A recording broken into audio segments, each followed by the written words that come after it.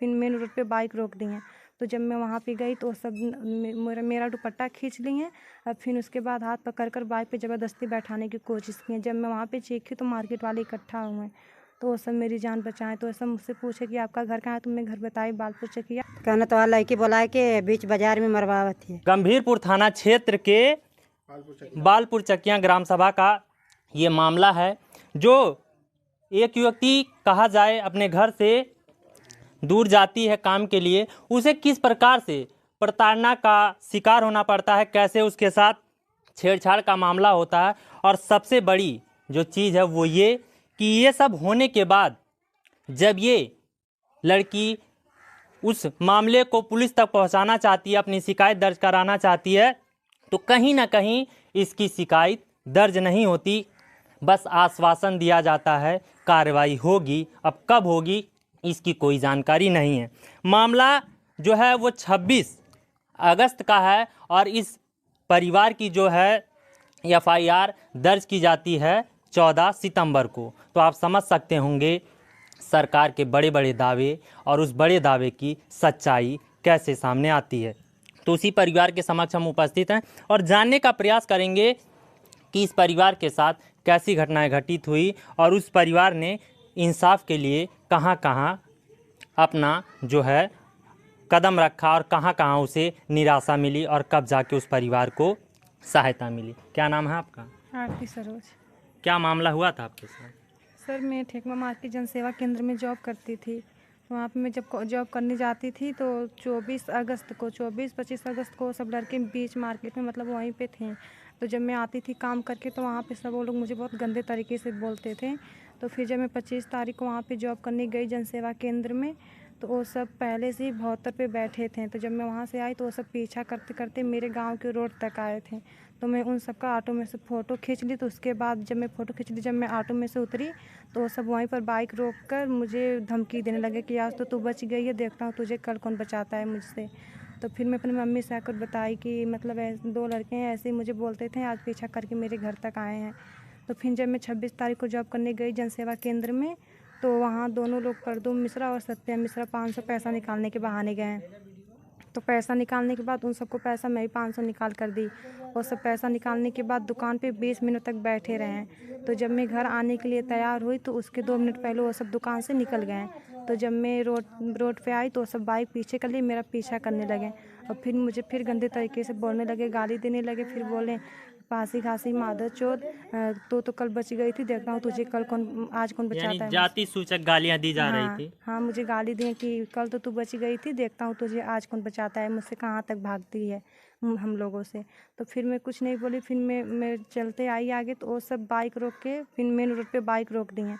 तो जब मैं वहाँ पे गई तो वो सब मेरा दुपट्टा खींच ली हैं और फिर उसके बाद हाथ पकड़ कर बाइक पे ज़बरदस्ती बैठाने की कोशिश की है। जब मैं वहाँ पे चीखी तो मार्केट वाले इकट्ठा हुए हैं, तो वो सब मेरी जान बचाएं। तो ऐसा मुझसे पूछे कि आपका घर कहाँ है, तो मैं घर बताई बालपुर चकिया, मेरा घर जमुआ है, मुझे वहीं पर पहुँचा दीजिए। तो मार्केट वाले भैया मेरे मामा के घर पहुँचाएं, जमुआ पहुँचा देंगे।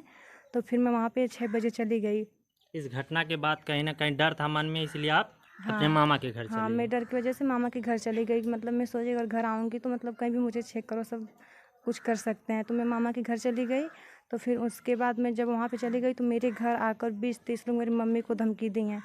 और बादल मिश्रा आए थे और प्रिंस मिश्रा आए थे, सत्यम और प्रदुम सब लोग आए थे, उनके साथ में 20-30 लोग थे। तो मेरी मम्मी को धमकी दी कि तेरा घर जला दूंगा, तेरी बेटी को मार दूंगा, बहुत गंदे तरीके से गाली दे रहे थे मेरी मम्मी को। अच्छा, बेटी के साथ घटना घटित होती है, बेटी जो है आपकी वो चली जाती है अपने मामा के घर, तो फिर शाम को क्या होता है यहाँ घर? तब घर पे सब आए थे भैया, वो पूछने लगे कि फलाना घर कौन है, हरिराम का। तो हम बतौली कि उनका हम पत्नी है। का बात है?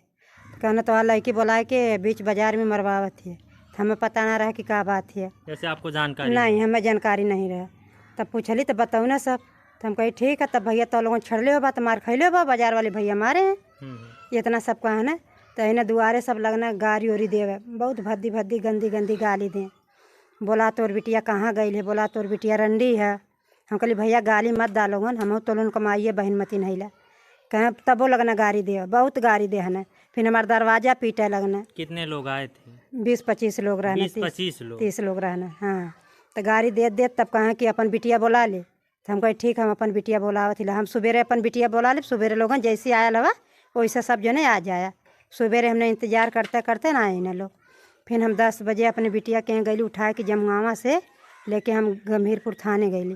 थाने से रात में वहाँ मतलब दरख्वास्त छोड़ली, एप्लीकेशन छोड़ के फिर हम चौकी पे गईली ठेकवा से छोड़ के हमने रात में घरे आईली। थाने और चौकी पे आपको क्या कहा गया? वो लोग बोले हैं कि ठीक है बेटा, आपके माता जी आपके इंसाफ मिली, आप जाइए घर। तो हमने घरे चली आईली। फिर हम सुबेरे गईली बरदा वहाँ गईली, वहाँ बिटिया बयान देहला।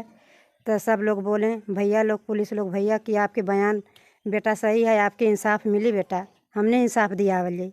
फिर कहाँ जाइए आप, हम फ़ोन करब तब आना। हमने फ़ोन के इंतजार में, फ़ोन करेंगे तब आप जाइएगा। हाँ, जब फ़ोन हम करब तब यहाँ थाने फिर आना। हमने फ़ोन का इंतज़ार करते करते नहीं फ़ोन आया, नहीं गए। फिर तब हम अपन अथुआ कैली, देखते देखते जब नहीं फ़ोन आए फिर हम अपना कदम आगे बढ़ा के हम अपना आजमगढ़ भी गई थी? हाँ, आजमगढ़ गई। वो जो से पूछना कि ठीक है बेटा आपके इंसाफ मिली, वो जो से ना कौनो सुनवाई, सब बोले ये सब झूठी बात है। हमने किसी राजनीतिक पार्टी के यहाँ, किसी नेता के यहाँ भी गई थी आप? हाँ भैया, बेचई सरोज के यहाँ गई। वो बोले कि नहीं, सरोज विधायक? हाँ विधायक हैं। तो वो क्या बोले? वो बोले ठीक है 2 दिन के बाद हम खाली हो जाती हूँ। उनके पिताजी मरे थे ना, तो 2 दिन के बाद हम बताओ चला। अब अभी तक वो ना कुछ कहना, केहू ना महाप्रधान अशोक प्रधान झिरुआ पे का वो आई ना, वह कहाँ इंसाफ दिया वाली, केहू ना।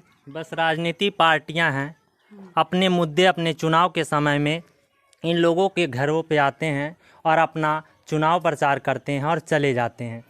जब बात उस समाज की आती है जिस समाज से वो हैं और जिस समाज ने उन्हें, कहा जाए पूरे समाज ने मिल के उन्हें आगे बढ़ाया है, उसी समाज के जब इज्जत की बात आती है, उसे इंसाफ दिलाने की बात आती है, तो वही विधायक, वही सांसद लोग इन परिवारों के बीच से जैसे गायब हो जाते हैं। उसके बाद फिर क्या हुआ? फिर बेटा हमन के तब जाके तो 14 तारीख के फिर हमने गई बोलावा भैल, फिर बरदा थाने से सोशल मीडिया पर डालायल। तब हमने को सुनवाई भई, तब हमने फिर बुलावा भैल बरदा थाने से। जब वहाँ गईली तो हमने का मुकदमा दर्ज भैल।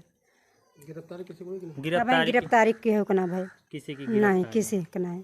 एक चीज़ और आपको बता दें, इस घटना में कहीं ना कहीं इस घटना को टाल मटोल तो किया जा रहा था और सोशल मीडिया पे ये घटना कई दिनों से और कई प्रकार से घूम रही थी, पर उस पर जो कार्रवाई होनी चाहिए थी, परिवार को जो इंसाफ मिलना चाहिए था, उनका मुकदमा दर्ज होना चाहिए था, वो नहीं हुआ था। उसके बाद अब आप काम पे जाती हैं कि नहीं? नहीं, मैं जॉब करने नहीं जाती हूँ। ये वही उत्तर प्रदेश सरकार है, ये वही योगी राज है जहाँ पे कहते हैं बच्चियाँ सुरक्षित हैं, महिला सशक्तिकरण की बात होती है। हकीकत सच्चाई क्या है ये आपके सामने दर्शाता है। प्रदेश में बेटियां कैसे सुरक्षित हैं, उनको इंसाफ कैसे मिलेगा। तो क्या चाहती हैं आप प्रशासन से, कैसी कार्रवाई करे प्रशासन? मैं बस यही चाहती हूँ कि उन सबको सज़ा मिले और मुझे इंसाफ मिले। वो सब मेरे साथ बहुत गलत किए हैं, दोनों लोग, प्रदुम और सत्य। इनका कहना है कि जिन लोगों ने इनके साथ ऐसी घटना को अंजाम दिया, उन लोगों को सज़ा मिले और इन्हें इंसाफ मिले और समाज में ऐसी घटनाओं को होने से रोका जाए। और ऐसे परिवार, कहा जाए अगर गरीब मजलूम होना हम हमेशा कहते हैं पाप है, पाप इसलिए क्योंकि उनकी आवाज़ों को दबाने का काम पूरी ज़ोर शोर से किया जाता है, जो इस परिवार के साथ किया गया है। अगर ये परिवार अपनी बातों को सोशल मीडिया पे ना लाता, उसको तमाम लोगों तक ना पहुंचाता, तो शायद ये परिवार भी किलस जाता, शायद इस परिवार का भी मुकदमा जो है वो लिखा नहीं जाता और ये परिवार कहीं ना कहीं उस पुलिस प्रशासन से भी धीरे धीरे इस परिवार का भरोसा उठ जाता। पर ऐसी घटनाएं होने के बाद पुलिस प्रशासन से हम यही आग्रह करेंगे कि लोगों की मदद करे और निष्पक्ष जांच करके जो लोग दोषी हों उनके ऊपर कार्रवाई करे, ताकि ऐसे छोटे परिवारों को, मध्यम वर्ग के लोगों को इंसाफ मिल सके, उनकी आवाज़ों को दबाया ना जाए। आप देख रहे हैं उत्तर प्रदेश समाचार।